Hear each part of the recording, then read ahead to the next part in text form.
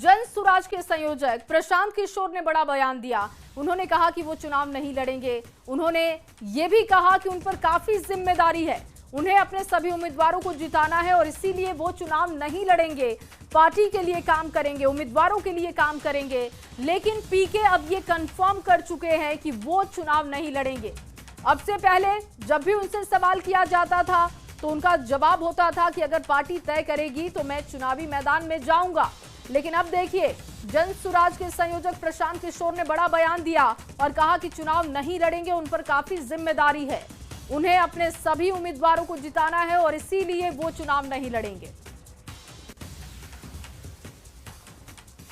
उन्होंने निर्णय लिया है कि क्योंकि बहुत सारे कामों की जिम्मेवारी मुझ पर है तो सबकी मदद करने के लिए। क्या मन था सर कि आप चुनाव नहीं, मैं तो चुनाव लड़ने गया ही था, देखा भी, लेकिन पार्टी के साथियों का निर्णय ही सर्वोपरि है। मेरा भी उसमें मत है, लेकिन सबने मिलकर निर्णय लिया है कि सभी प्रत्याशियों को जिताने के लिए जो मुझे काम करना है वो काम करने पर फोकस करना है, इसलिए मैं चुनाव नहीं लड़ रहा हूँ।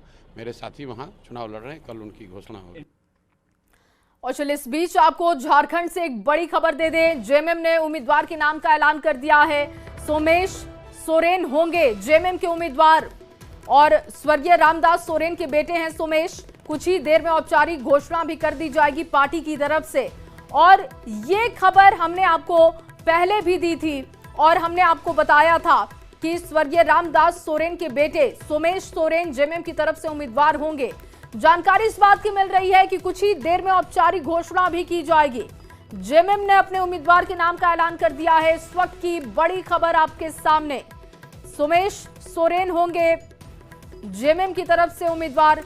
स्वर्गीय रामदास सोरेन के बेटे हैं सोमेश और ऐसे में चुनावी मैदान में जब वो होंगे तो उनको इसका फायदा भी मिलेगा, सिंपैथी मिल सकती है। जेएमएम की तरफ से ये दावा भी किया जा रहा है कि उनकी जीत होगी इस सीट पर, जबकि बीजेपी का कहना है कि जीत उनकी पक्की है, कमबैक बीजेपी करेगी। लेकिन फिलहाल आपको ये बड़ी खबर दे रहे हैं, सोमेश सोरेन का नाम सामने रख दिया गया है जेएमएम की तरफ से और औपचारिक ऐलान अभी बाकी है।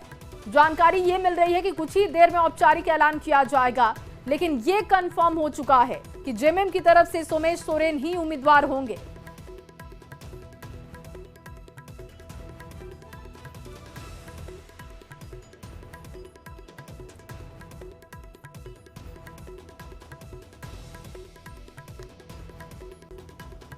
और बीजेपी की तरफ से भी नाम का ऐलान कर दिया गया है। बाबूलाल सोरेन का नाम सामने रखा गया है और अब देखिए, अगर जेएमएम की बात करें, सोमेश सोरेन होंगे।